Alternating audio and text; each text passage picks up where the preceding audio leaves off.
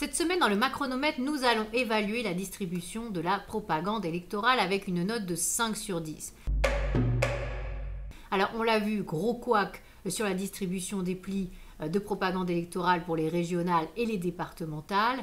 La société Adrexo et la Poste ont été grandement critiquées pour cela. Certains plis ont été retrouvés dans les poubelles, dans la Manche, mais aussi dans d'autres départements, les plis n'ont jamais été distribués. C'est assez habituel en réalité, entre 6 et 8% des personnes en fait n'habitent plus à l'adresse indiquée, donc les adresses ne sont plus bonnes. Donc à chaque fois qu'il y a de la distribution de propagande électorale, il y a énormément de plis qui ne sont jamais distribués. Il serait peut-être temps de passer à une autre méthode d'information de nos concitoyens.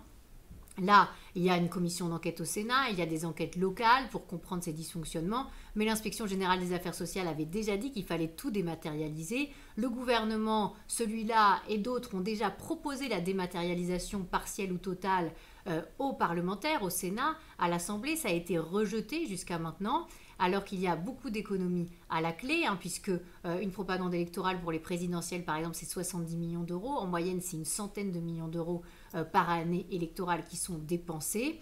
Là, le ministre de l'Intérieur dit qu'il faudrait que ce soit la Poste qui s'occupe de toute la distribution, ou alors les préfets, ou alors proposer aux personnes qui le souhaitent de recevoir la propagande par email. En réalité, il y a quelque chose de beaucoup plus simple à faire.